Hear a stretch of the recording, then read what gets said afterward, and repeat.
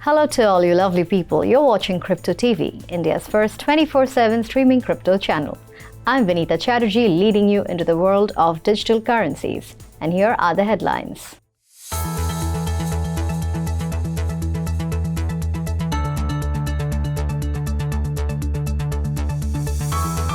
India's GST panel may levy 28% tax on cryptocurrencies. LFG lends $1.5 billion in BTC and UST for stablecoin peg. Cryptocurrencies plunge. Bitcoin falls to lowest since July 2021. Mark Zuckerberg says Instagram will test NFT starting this week. Coinbase to block Russian user accounts under EU sanctions. US Utah governor approves blockchain task force. Japan's SBI Motors adds support for BTC XRP payments. Bitstamp names JB Graftieaux as CEO following Sawyer's exit. Now let's look at the top trending stories in details. India's GST Council, the highest decision-making body on indirect taxes in India, will likely fit crypto-related services in the highest slab of 28% at its next meeting, report said, citing sources it did not identify. The government's view is to keep cryptocurrencies at par with lotteries, casinos, racecourse, and betting. The legal panel of GST Council has already drafted the tax proposal to slot crypto services at 28% and will present the proposal to the larger panel of GST Council for approval. The date for the GST Council next meet, however, hasn't been finalized yet. In the Union Budget 2022, Finance Minister Nirmala Sitharaman slapped a 30% tax on gains on cryptocurrencies and assets, with allowing deductions such as cost of equipment to mine cryptocurrencies or setting off losses from one pair with gains from the other pair. Luna Foundation Guard, or LFG, will lend $1.5 billion in Bitcoin and Terra USD to defend the peg of its algorithmic stablecoin to the US dollar.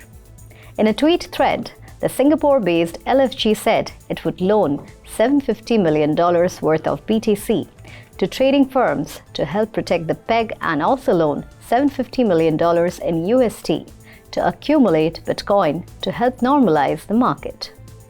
Do Kwon, the project's founder, said that the move to loan out $750 million of Bitcoin shouldn't be seen as LFG trying to exit its BTC position, but rather increasing the liquidity around the UST peg. Over the weekend, the UST briefly lost its peg to the US dollar, falling to $0.987 before climbing back to $1. At the same time, Luna dropped 10%.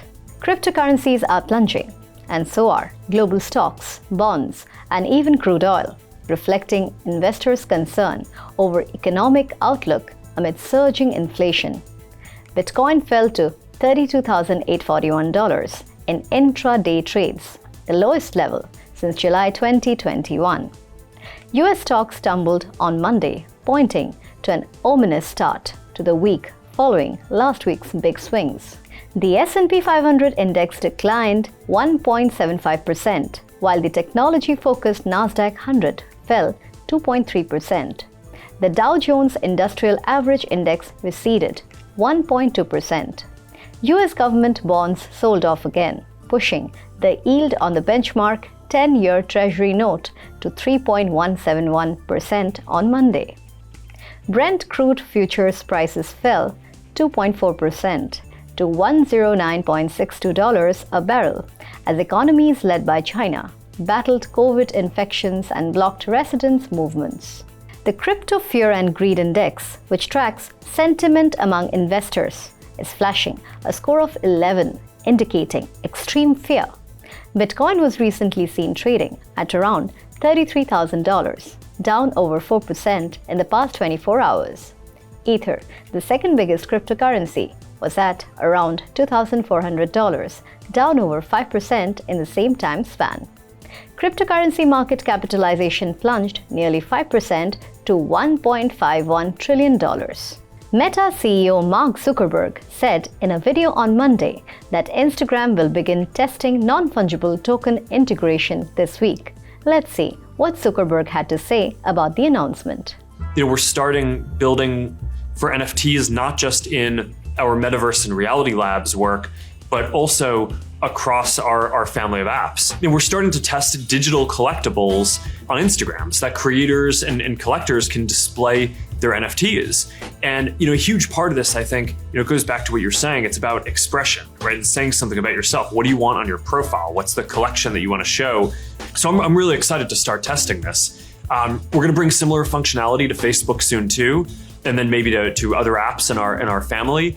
We're also going to work on augmented reality NFTs, so basically 3D NFTs that you can bring to Instagram stories using Spark AR. So that's our kind of software AR platform. So you can put this kind of digital art into 3D spaces and kind of project it onto physical spaces as well. Instagram is planning non-fungible token integrations for Ethereum, Polygon, and Solana and Flow blockchains.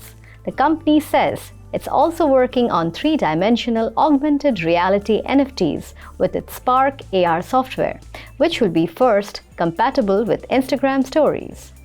Coinbase crypto exchange has sent out letters to certain Russian accounts warning customers about possible wallet blocks as a result of the fresh EU sanctions. According to the sources, the trading platform has given time until May 31st for those users to withdraw their funds, failing which crypto assets may be frozen and funds transferred to this account in the future will also be blocked. The announcement supports Coinbase chief lawyer Paul Grewal's post on May 7th, noting that the exchange could no longer provide services to Russians that fall under Coinbase's EU divisions or located in the region. Binance, the world's leading crypto exchange by trading volume, has earlier called it unethical to block all Russian customer accounts, has recently imposed limitations on Russians, although not placed an outright ban. Spencer Cox, the governor of Utah, signed a bill creating the Blockchain and Digital Innovation Task Force, which will regulate all blockchain initiatives related to emerging technology in the American state and formulate policy recommendations on blockchain. First introduced in February, the task force will be comprised of up to 20 members knowledgeable about cryptocurrency, fintech, and blockchain technology. The task force is asked to grow knowledge and expertise about blockchain and devise policy recommendations to promote and adopt blockchain, fintech, and other digital innovations.